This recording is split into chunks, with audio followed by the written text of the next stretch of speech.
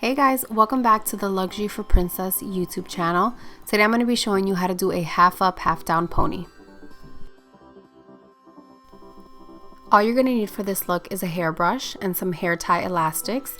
And before you clip in your Luxury for Princess extensions, make sure you brush them out so they have no knots. If you decide to clip in your luxuries, make sure that you don't part your hair close to your ears because it will disturb the extensions. Instead, we're going to part the hair right above the brows.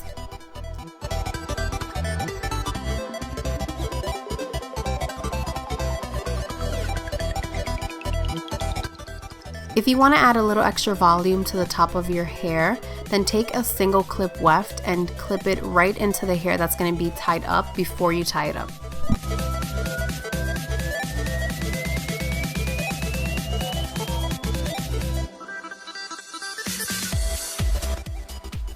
The last thing I'm going to do is stick a few pieces out in the front to give it a messier look.